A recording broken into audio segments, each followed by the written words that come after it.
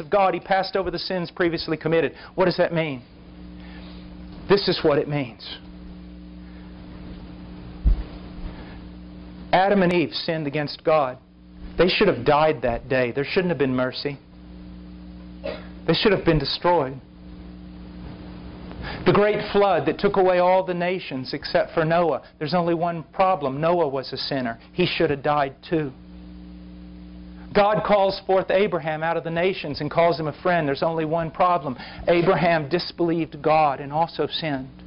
God called David his son, and David basically committed murder and most certainly committed adultery. And because of his pride, caused the death of many of his countrymen. Can you imagine the accuser?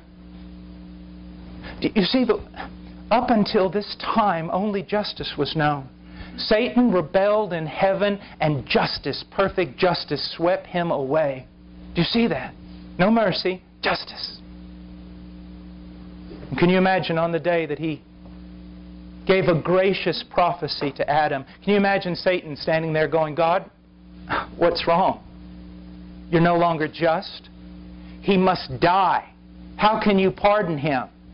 Do you imagine Noah in the ark? God, what's wrong? Have you come down off of your throne? This man should have died too. David, you call him a son? How can you do all this and be a just God? How can you pardon his sin? He must die. 2,000 years, God answered the question. Do you want to know how I can give a favorable prophecy to Adam? Do you want to know how I can save Noah, a sinful man, from the certainty of death in a raging flood?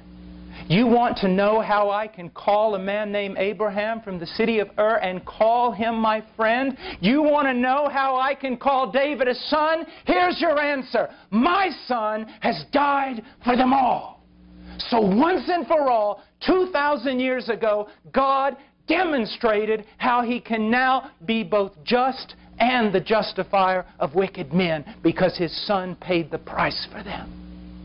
And yes, you need to understand something.